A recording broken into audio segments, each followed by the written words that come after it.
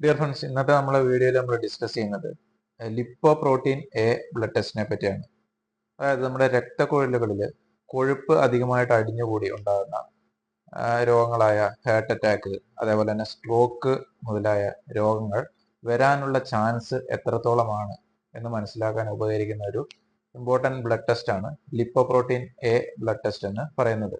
അപ്പോൾ ആ ടെസ്റ്റിനെ പറ്റി വിശദമായിട്ട് നമുക്ക് എങ്ങനെയാണെന്ന് നോക്കാം. ലിപ്പോപ്രോട്ടീൻ എ ബ്ലഡ് ടെസ്റ്റ് പ്രധാനമായിട്ടും ബ്ലഡിലെ ലിപ്പോപ്രോട്ടീൻ എയുടെ അളവ് മനസ്സിലാക്കാനാണ് ടെസ്റ്റ് ചെയ്യുന്നത്. ടെസ്റ്റ് ചെയ്യുന്നതിന് ഫാസ്റ്റിങ്ങിലുള്ള ബ്ലഡ് സാമ്പിളാണ് നൽകേണ്ടത്. ലിപ്പോപ്രോട്ടീൻ എയുടെ അളവ് ശരീരത്തിൽ കൂടുന്നത് ഹാർട്ട് ഡിസീസ്, സ്ട്രോക്ക് എന്നിവയൊക്കെ വരാനുള്ള ചാൻസ് കൂട്ടുന്നു. അതേപോലെ തന്നെ ലിപ്പോപ്രോട്ടീൻ പ്രധാനമായിട്ടും നമ്മുടെ ശരീരത്തിലെ കൊളസ്ട്രോളിനെ ബ്ലഡ് വഴി കോശങ്ങളിൽ എത്തിക്കാൻ സഹായിക്കുന്ന ഒരു ഘടകമാണ്. ഇത് പ്രധാനമായിട്ടും ലിപ്പോപ്രോട്ടീൻ രണ്ട് തരത്തിലാണ് ഉള്ളത്. HDL അഥവാ ഹൈ ഡെൻസിറ്റി ലിപ്പോപ്രോട്ടീൻ, ഇതിനെ നമ്മൾ ഗുഡ് കൊളസ്ട്രോൾ എന്നും അറിയപ്പെടുന്നു. അതുകൂടാതെ LDL അഥവാ ലോ ഡെൻസിറ്റി ലിപ്പോപ്രോട്ടീൻ, ഇതിനെ നമ്മൾ ബാഡ് കൊളസ്ട്രോൾ എന്നും അറിയപ്പെടുന്നു. ഈ ലിപ്പോപ്രോട്ടീൻ എ എന്ന് പറയുന്നത് LDL അഥവാ ബാഡ് കൊളസ്ട്രോളിൽ പെടുന്ന ഒന്നാണ്. അതിനാൽ തന്നെ ഇതിന്റെ അളവ് ശരീരത്തിൽ കൂടുന്നത് ഇത് രക്തക്കുഴലുകളിൽ അടിഞ്ഞുകൂടുകയും അത് രക്തക്കുഴലുകൾക്ക് ബ്ലോക്ക് ഉണ്ടാക്കുകയും ചെയ്യുന്നു.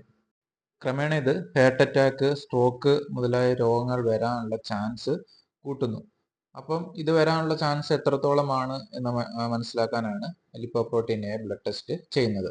ഇനി എങ്ങനെയാണ് ഇതിന്റെ ബ്ലഡിലെ നോർമൽ റേഞ്ച് എന്ന് നോക്കാം. Less than 30 milligram per decilitre ആണ് ഇതിന്റെ നോർമൽ റേഞ്ച്. അതായത് 30-ന് താഴെ ആയിരിക്കണം ഇതിന്റെ വാല്യൂ ഉണ്ടായിരിക്കേണ്ടത്. ഇനി 30 മുതൽ 49-ന്റെ ഇടയ്ക്കാണ് വാല്യൂ എങ്കിൽ ബോർഡർ ലൈൻ റിസ്ക് ആയിട്ട് നമ്മൾ കണക്കാക്കപ്പെടുന്നു. ഇനി 50-ന് മുകളിലാണ് വാല്യൂ ലഭിക്കുന്നതെങ്കിൽ ഹൈ റിസ്ക് ആയിട്ട് കണക്കാക്കപ്പെടുന്നു. ഇനി ഏതൊക്കെ ആൾക്കാരിലാണ് ഇത് ടെസ്റ്റ് ചെയ്യുന്നത് നോക്കാം. Family history of heart disease, അതായത് ഹൃദയ സംബന്ധമായ രോഗങ്ങൾ ഫാമിലി ഹിസ്റ്ററിയിൽ ഉള്ള ആൾക്കാരിൽ. ഇനി LDL കൊളസ്ട്രോൾ കൂടുതലായിട്ട് ശരീരത്തിലുള്ള ആൾക്കാരിൽ, ട്രൈഗ്ലിസറൈഡ്സ് ലെവൽ കൂടുതലായിട്ട് ശരീരത്തിലുള്ള ആൾക്കാരിൽ, ആൻജിയോപ്ലാസ്റ്റി കഴിഞ്ഞ ആൾക്കാരിലൊക്കെയാണ് ഇത് പ്രധാനമായിട്ടും ടെസ്റ്റ് ചെയ്യുന്നത്.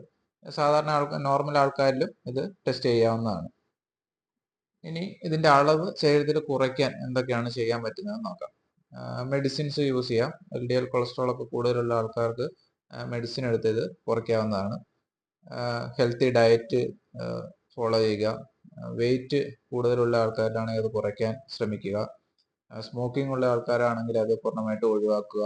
എക്സസൈസുകൾ ചെയ്യുക. സ്ട്രെസ് കൂടുതലായിട്ട് അനുഭവിക്കുന്നതാണെങ്കിൽ സ്ട്രെസ് കുറയ്ക്കാൻ ശ്രമിക്കുക. BP കൂടുതലുള്ള ആൾക്കാരിലാണെങ്കിൽ BP കുറയ്ക്കാൻ ശ്രമിക്കുക.